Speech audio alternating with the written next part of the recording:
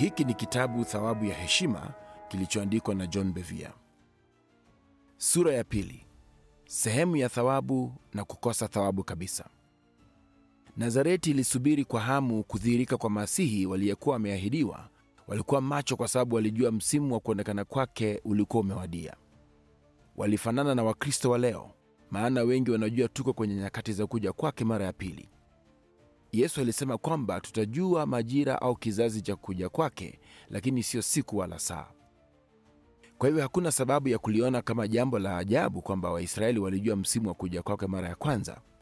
Danieli alitabiri kuhusu wakati uliowekwa katika yale aliyoyaandika. Ukiangalia katika Danieli 9 mstari wa 24 hadi 26. Na wataalamu wa sheria waliwaambia mamajusi mahali pa kumpata Yesu katika Mathayo sura ya 2 mstari wa 4. Wanazareti walijua wakati ulikuwa umefika, lakini mara tu Masihi alipofunuliwa kati yao, tunapata mwitikio wa kutatanisha. Katika Marko sura ya 6 mstari wa 5 tunasoma kwamba wala hakuweza kufanya muujiza wowote huko, isipokuwa aliweka mikono yake juu ya wagonjwa wachache akawaponya. Angalia maneno hakuweza kufanya muujiza wowote huko. Miaka michache iliyopita nilipokuwa nikisoma andiko hili, nilishangazwa sana na mstari huu. Niliwaza, hebu subiri kidogo. Hausemi hangefanya muujiza wowote huko, bali unasema wazi kwamba hakuweza kufanya muujiza wowote huko. Hakuweza kufanya muujiza wowote huko. Mstari huu ungelisema maneno haya ya kwanza, singelifikiria tena, kwa sababu ingekuwa mapenzi ya Yesu. Lakini hakuweza kufanya inamaanisha kwamba hakujizuia, bali alizuiliwa. Jambo hili limesisitizwa na kufafanuliwa kwenye tafsiri zingine za Biblia pia. Kwa mfano, Amplified Classic inasema hakuweza kufanya. Swali letu basi linakuwa, mbona Yesu hakuweza kufanya miujiza yoyote huko Nazareti? Ni kitu gani kilichomzuia? Alifanya miujiza mikubwa katika miji mingine. Vipofu waliona, masikio ya viziwi yalifunguliwa, vilema walitembea ghafla, wafu walifufuliwa. Na niliyotaja ni mifano tu ya yale yaliyoandikwa. Mara nyingi katika vitabu vya Injili iliripotiwa kwamba aliponya maradhi na magonjwa aina aina. Tofauti ilikuwa ni nini? Kwa nini ni wagonjwa wachache tu walioponywa katika jiji hili? Jibu letu linapatikana katika maneno ya Wanazareti kutoka kwa mistari iliyotangulia. Ukisoma Marko 6 mstari wa 2 hadi wa 4, inasema kwamba huyu ameyapata wapi haya? Na ni hekima gani hii aliyopewa huyu? Na ni nini miujiza hii mikubwa inayotendeka kwa mikono yake? Huyu si yule seremala, mwana wa Mariamu na ndugu yao Yakobo na Yose na Yuda na Simioni? Na maumbu yake hawapo hapa petu? Wakajikwaa kwake. Yesu akawaambia, nabii hakosi heshima isipokuwa katika nchi yake mwenyewe na kwa jamaa zake na nyumbani mwake. Ni nini kinaendelea hapa? Hebu tuangalie. Yesu alirudi katika mji aliyolelewa na kujiunga na watu wa Mungu walipokusanyika siku ya Sabato. Jamii yote ya mji huo ilikuwa hekaluni. Okay, let me read that line. Jamii yote ya mji huo ilikuwa hekaluni. Kisha ghafla Yesu akasimama na kusoma kifungu cha maneno yafuatayo: Roho wa Bwana yu juu yangu, kwa maana amenitia mafuta. Ni katika Luka sura 4 mstari wa 18. Umati ulijua ni nini kilikuwa. Ule umati uliokuwa hekaluni ulijua ni nini kilikuwa Ule umati uliokuwa hekaluni ulijua ni nini kilikuwa kinafuata. Haya yalikuwa maneno ya kawaida. Walikuwa wamesikia kifungiki cha maneno mara kadhaa kutoka kwa kitabu cha Isaya. Kilikuwa mojawapo ya vitabu muhimu vya unabii vilivyozungumza kuhusu kuja kwa Masihi. Si tofauti na jinsi ilivyo leo. Mtu akisimama na kusoma zile heri 8 au sala ya Bwana kwenye maandiko, tutajua ni nini kitakachofuata. Yesu akaendelea, kuwahubiri maskini habari njema, kuponya waliovunjika mioyo, kuwatangazia wafungwa kufunguliwa kwao na vipofu kupata kuona tena, kuwaacha huru waliosetwa na kutangaza mwaka wa Bwana uliokubaliwa. Ni katika mstari wa 18 hadi wa 19. Kwa hili kulikuwa na swala moja pekee lililohitaji kushughulikiwa kwenye akili za raia hawa. Ni kwa nini kijana huyu wa kawaida asiye na elimu nyingi alikuwa anasoma maandiko? Ni kwa nini kijana huyu wa kawaida asiye na elimu nyingi alikuwa anasoma maandiko leo badala ya rabi wao mwenye maarifa? Lakini ghafla kombora liliangushwa pindi Yesu alipofungua chuo kile na kutangaza, leo maandiko haya yametimia masikioni mwenu. Huo ni mstari wa 21. Yaani ndio kusema mimi ndiye Masihi.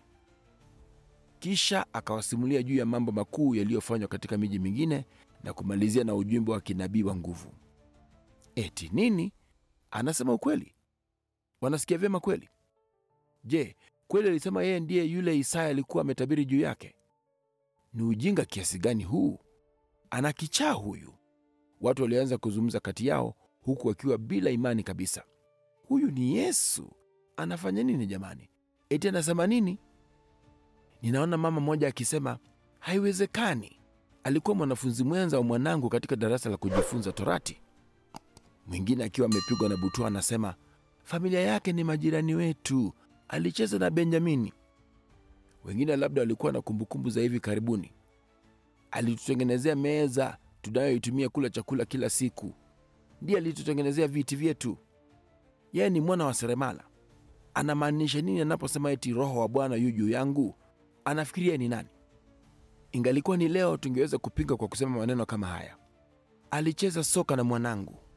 Au alikuwa mwanafunzi mwenza wa binti yangu katika darasa la kujifunza hesabu. Walikuwa wameunda picha kwa mawazo yao ya jinsi Masihi wao angalivyokuja kutoka kwa ufahamu wao wa maandiko ya Agano la Kale. Mstari mwingine unaojulikana sana kutoka kwa kitabu cha Isaya ni huu. Isaya 9 mstari wa 6 hadi wa 7. Maana kwa ajili yetu mtoto amezaliwa, tumepewa mtoto mwanamume, na uweza wa kifalme utakuwa begani mwake. Maongezo ya enzi yake na amani hayatakuwa na mwisho kamwe, katika kiti cha enzi cha Daudi na ufalme wake, tangu sasa na hata milele. Raia hawa walikuwa wakitafuta mfalme mkuu mwenye hekima ya kiungu na mshindi hodari. Angewaokoa haraka kutoka kwa udhalimu wa Kirumi na kuwaimarisha kama taifa lisilolinganishwa na lingine. Angemiliki tena kiti cha enzi cha Daudi na kutawala milele na milele. Lakini Yesu alipokuja kama mmoja wao, mtu wa kawaida, aliyelelewa kwenye shule zao, aliyeshiriki kicheko na wao barabarani, aliyetengeneza viti na meza za nyumbani, na sasa aliyekuwa amezungukwa na wahalifu, ikiwa ni pamoja na watoza ushuru na makahaba, walipofushwa kabisa wasione asili yake halisi. Hawakuweza kuelewa. Subiri kidogo, walilia kindani na nje. Hatukutarajia Masihi aje kwa jinsi hii. Watu hawa mtaani hawakutambua kwamba kungekuwa na miaka 1000 kadhaa kati ya kauli hii tumepewa mtoto mwanamume na kudhihirika kamili kimwili kwa maongezi ya enzi yake na amani hatakuwa na mwisho kamwe. Tukio hili pamoja na matukio mengine kama haya kote kwenye maandiko yanafunua ukweli fulani ulio muhimu kuelewa, nao ni huu. Mara nyingi Mungu hututumia kile tunachohitaji ndani ya kifurushi tusichokitaka. Kwa nini? Ili kutulisha kwamba yeye ni Mungu na hatuwezi kumshuku. Hatuwezi kutafuta majibu na akili zetu tu. Lazima tumfuate yeye na riziki yake na mioyo yetu. Maandiko hayawezi kutafsiriwa kwa ufahamu wetu mdogo wa akili ya mwanadamu. Lazima kuwe na pumzi ya Roho wa Mungu. Yeye pekee ndiye atoaye ushauri wa hekima na jinsi ya kuutumia vyema. Tofauti kubwa. Niruhusu nitoe mfano mwingine wa jambo hili. Mafarisayo walikuwa wakimtafuta Masihi hodari pia, shujaa ambaye angeokoa watu wa Mungu kutoka kwa udhalimu wa Kirumi. Viongozi hawa walisubiri kwa hamu kuja kwake, wakiamini wangefanywa watawala chini ya ufalme huu mpya ulioanzishwa huko Yerusalemu.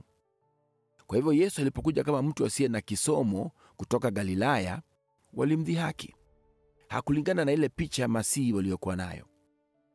Katika mojawapo ya mahojiano yao mengi na Yesu, imeandikwa katika Luka 17 mstari wa 20 hadi 21 kwamba, na alipoulizwa na Mafarisayo ufalme wa Mungu utakuja lini, aliwajibu akawaambia, ufalme wa Mungu hauji kwa kuchunguza, wala hawatasema tazama upo huku au kule, kwa maana tazama ufalme wa Mungu umo ndani yenu.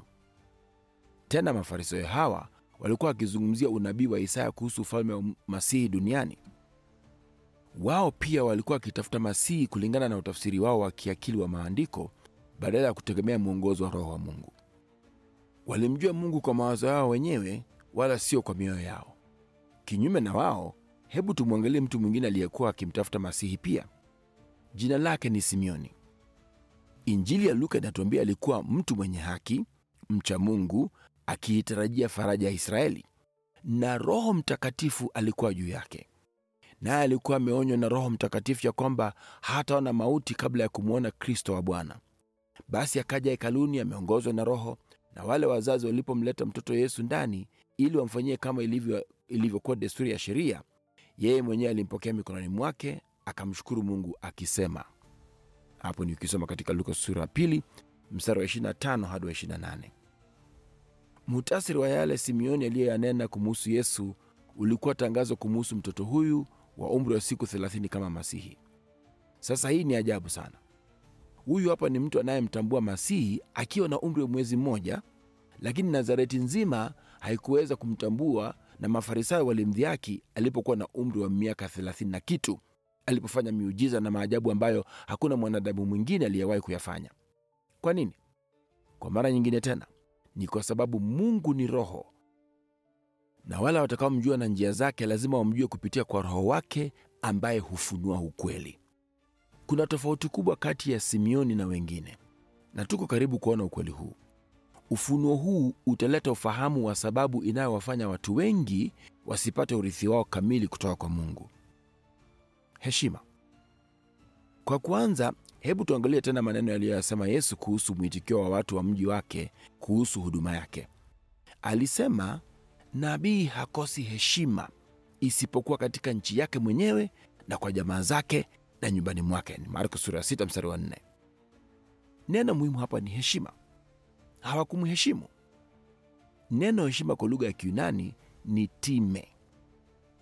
Nimefanya utafiti mwingi kuhusu neno hili na maneno yanayohusiana nalo kwa ukaribu. Nimelitafuta kwenye kamusi nyingi za Kiyunani, fafanuzi nyingi na vitabu vingine vyenye masomo ya Kiyunani asili. Pia nimekuwa na mazungumzo ya kina na wanaume wawili wanaozungumza lugha ya Kiyunani kwa ufasaha. Mmoja anaishi kule Uyunani, Ugiriki. Familia yake sasa ndio kizazi cha 4 cha wahudumu katika familia hiyo, na mwingine ni mhudumu anaishi Uingereza. Ufafanuzi wa kimsingi na halisi wa neno time, yani heshima, ni kudhamini. Unapotamka neno time kwa Myunani, anafikiria kitu cha thamani, kitu kizito au cha bei ghali kama dhahabu. Tafakari jambo hili. Mtu haweki dhahabu kwenye kabati chafu, anaiweka mahali pa heshima. Fafanuzi zingine za neno heshima ni kushukuru, kustahi, kuwa na kibali machoni mwa, au heshima. Wakati mwingine, ili kuelewa neno vyema zaidi, angalia kinyume chake. Kinyume cha heshima ni kutoheshimu. Neno hili katika lugha ya Kiyunani ni atimia. Baadhi ya fafanuzi zake ndio hizi: kutoonyesha heshima au thamani, kutendea kama kawaida, hafifu, au kutokuwa stadi. Unapotamka neno kutoheshimu kwa Myunani, kwa kawaida atafikiria kitu cha kawaida, chepesi na kinachoweza kutupiliwa mbali rahisi kama mvuke. Aina mbaya zaidi ya kutoheshimiwa ni kutiwa haya na hata kudharauliwa. Ninapoangalia utafiti wangu kutoka kwa kamusi na fafanuzi za Kiyunani, nimegundua kwamba heshima inaweza kudhihirishwa kupitia kwa matendo, maneno na hata mawazo. Lakini heshima halisi inatoka kwa moyo. Hii ndio sababu Mungu anasema, kwa kuwa watu hawa hunikaribia na kuniheshimu kwa vinywa vyao, bali mioyo yao wamefarakana nami, na kichwa chao walicho nacho kwangu ni maagizo ya wanadamu waliofundishwa. Ni katika Isaya 29 mstari wa 13. Tazama, Mungu anasema kichwa chao walicho nacho kwangu. Yaani heshima ya kweli hutoka kwa moyo unaomcha Mungu kwa heshima. Jambo hili ni muhimu, na tutalizungumzia zaidi katika sura nyingine baadaye. Yesu alisema watu hawa wa Nazareti walikataa kumheshimu. Matendo ya jamaa hawa wa nyumbani hayakuwa ya kudhamini na kumwona kama mtu wa bei ya juu. Hawakumtambua kama yule aliyetumwa kwao kutimiza mapenzi ya Mungu. Badala yake walimwona kama mtu wa kawaida, kijana wa mtaa tu aliyekuwa amesimama mbele yao. Kwa sababu hii walipokea sehemu tu ya thawabu wangelipata. Yesu alizuiliwa kufanya miujiza yoyote. Hakuna chochote cha ajabu kilichotokea. Labda magonjwa machache kama kuumwa na kichwa, yabisi baridi au maumivu ya mgongo ndio aliyoyaponya. Tafakari jambo hili. Yesu, mwana wa Mungu, mwana wa Adamu aliyejawa na Roho Mtakatifu bila kipimo, alitumwa kuponya wagonjwa na wote waliokandamizwa na Ibilisi. lakini hakuweza kutimiza mwito huo, si kwa sababu hayakuwa mapenzi ya Mungu kuponya wote walioumwa na waliokuwa kwenye mji huo, lakini kwa sababu walimzuia kwa kukataa kumheshimu. Walimuona na kumtendea kama mtu wa kawaida. Kwa hivyo walipokea sehemu ndogo sana ya thawabu wangeliopata, ambao ni wagonjwa wachache tu walioponywa. Kukosa thawabu kabisa. Katika vitabu vya Injili tunapata tukio lingine ambapo Yesu alikuwa kwenye nyumba fulani akifundisha kikundi cha walimu na wataalamu wa maandiko. Wahudumu hawa walitoka kwa kila kijiji cha Galilaya na Uyahudini kumsikiliza. Tunasoma katika Luka 5:17 kwamba na uwezo wa Bwana ulikuwapo ili kuwaponya wao. Angalia neno wao. Bila shaka hapa linahusu wale waliohudhuria. Sasa hebu nitoe kauli hii ya kweli. Mungu huwa hawapotezi chochote. Ni kweli. Kumbuka wakati Yesu alipowalisha wale watu 4,000 na tena wale watu 5,000. Katika matukio haya mawili aliagiza moja kwa moja wakusanya mabaki yote ya chakula ili wasipoteze chochote. Kile ambacho wengi wetu tungetupa kwenye jaa la takataka alikusanya. Unaweza kuona mtindo huu kote kwenye maandiko kuhusu njia za Mungu. Kamwe haharibu chochote. Kwa hivyo ikiwa nguvu za Bwana zilikuwapo ili kuwaponya Mafarisayo na walimu wa sheria, hiyo inamaanisha kulikuwa na angalau mmoja wao na pengine zaidi ya watu wachache waliohitaji kuponywa. Hebu tuangalie jambo hili kwa mwanga wa siku za leo. Kusanya mamia kadhaa ya watu kwenye chumba, na katika kikundi kikubwa kama hicho kuna angalau watu 12 na mara nyingi zaidi wanaougua ugonjwa wa aina moja au nyingine. Nguvu za Mungu zipo kuwaponya wote, lakini hakuna hata mmoja wao anayepona.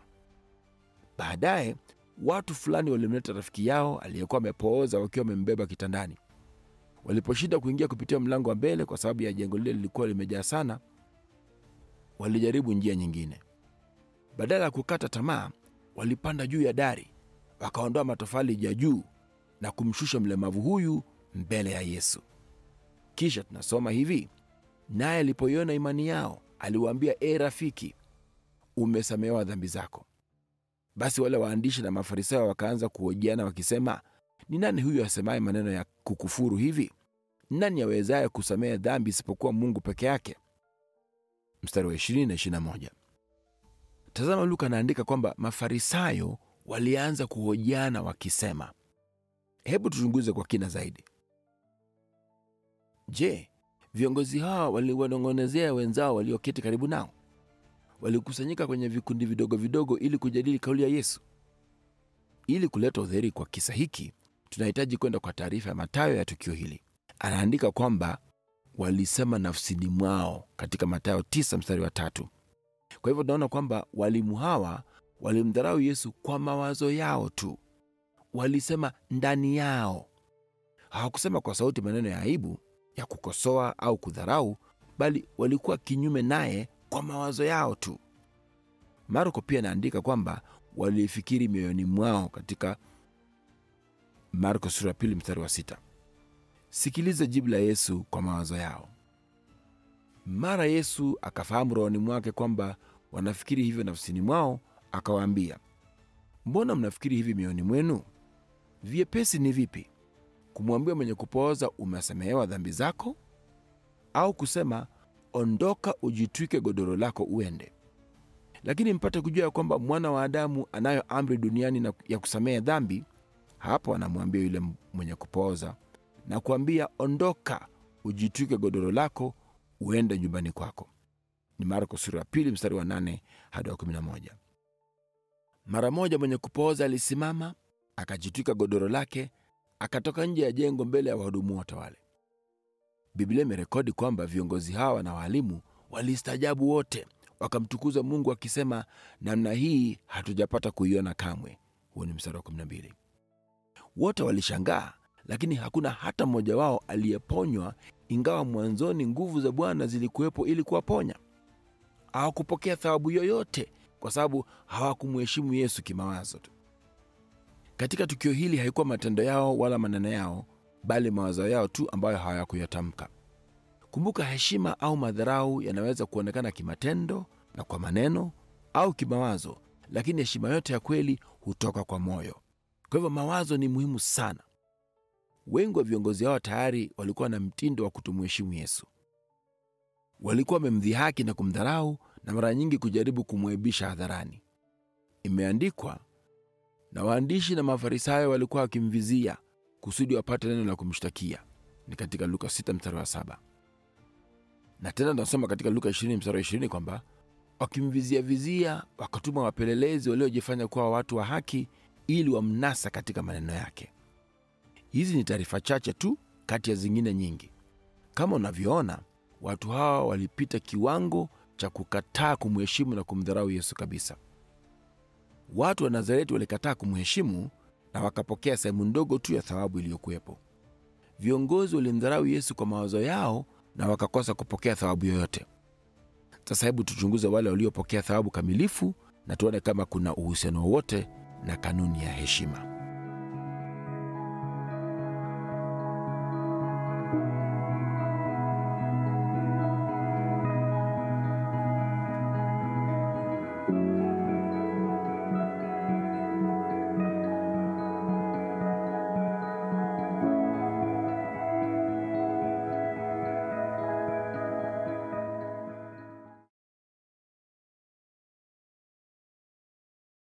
Tunakuletea Messenger X, jukwaa mpya kabisa kupakua rasilimali na kutazama video moja kwa moja. Maktaba yote ya kidijitali ya rasilimali kutoka kwa John na Lisa Bevere, ikiwa ni pamoja na mafundisho ya video, vitabu vya kusikilizwa, vitabu vya kielektroniki, filamu fupi, Biblia na zingine nyingi. Jukwaa hii mpya inatumika kwa vifaa vyote vya kidijitali na inapatikana bila malipo kwa zaidi ya lugha 111. Kuwezesha kila mmoja kila mahali kufanyika mfuasi wa Kristo. Pakua programu hii au nenda kwa messengerx.com.